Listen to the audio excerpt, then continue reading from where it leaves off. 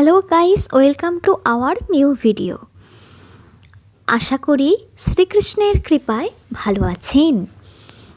আজকের এই পর্বে আমি আপনাদের বলবো যে বিষয়টি আশা করি বুঝতে পেরেছেন থাম্বনেল দেখেই।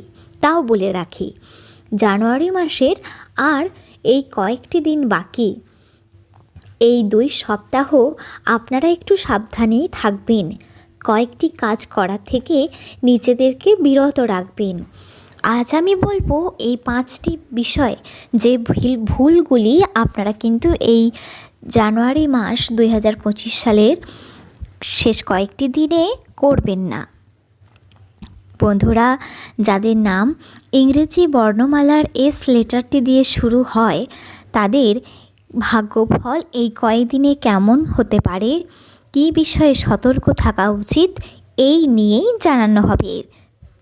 ভিডিওটি এস নামের ব্যক্তিদের জন্য তো অত্যন্তই গুরুত্বপূর্ণ। আর আপনার নাম যদি এস নাও হয়, আপনার চেনা জানা কোনো মানুষ, প্রিয় বন্ধু বা প্রিয় কাছের মানুষ, তাদেরকে অবশ্যই শেয়ার করে জানিয়ে দিন। আশা করছি ভিডিওটি থেকে আপনি অনেক মূল্যবান তথ্য জানতে পারবেন এবং আপনার নিজের সম্পর্কে নতুন কিছু শিখতে পারবেন।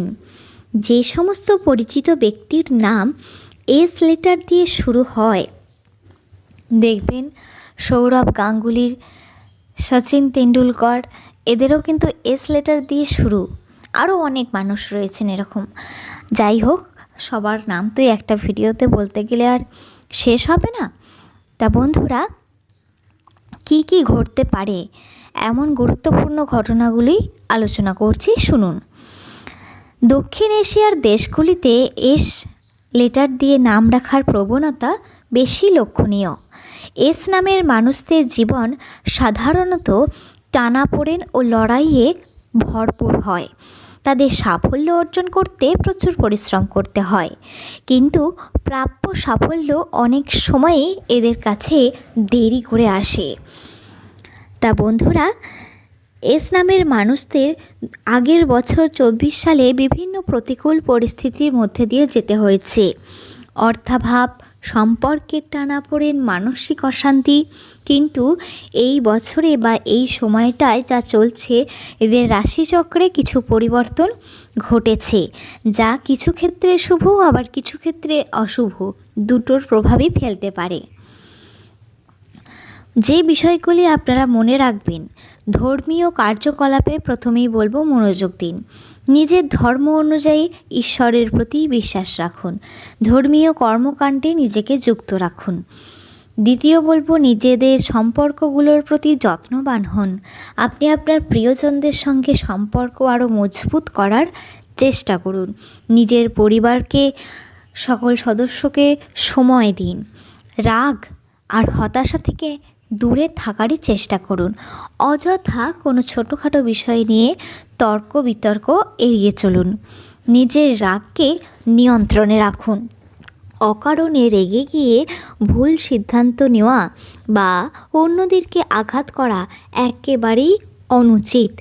যদি করেন, তাহলে আপনাদের সম্পর্কগুলো কিন্তু আরও ভাঙতে শুরু করবে। এরপরে বলবো, কর্মক্ষেত্রে বিশেষ মনোযোগী হওয়া আপনার জন্য অত্যন্তই জরুরি।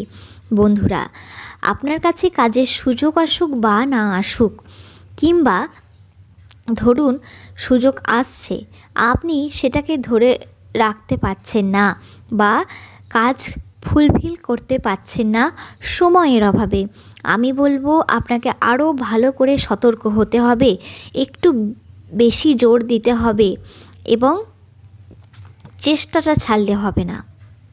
হ্যাঁ বন্ধুরা, একটু বেশি জোর দিন, আরও বেশি মনোযোগী হয়ে উঠুন কর্মের প্রতি।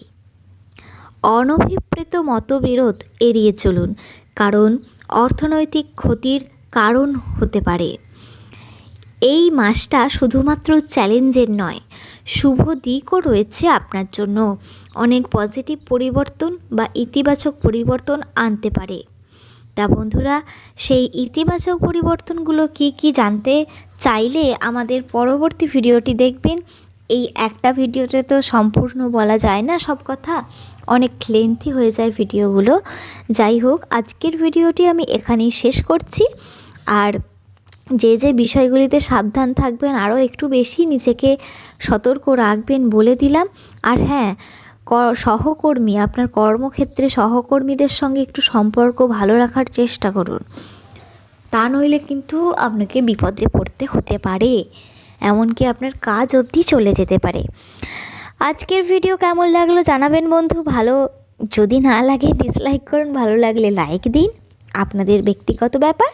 আর যদি চ্যানেলটি মনে করেন তো সাবস্ক্রাইব করবেন, যদি পরবর্তী ভিডিওগুলি দেখার ইচ্ছা থাকে, জানার ইচ্ছা থাকে, শেখার ইচ্ছা থাকে। আর আপনার মূল্যবান মতামত কমেন্টে জানান।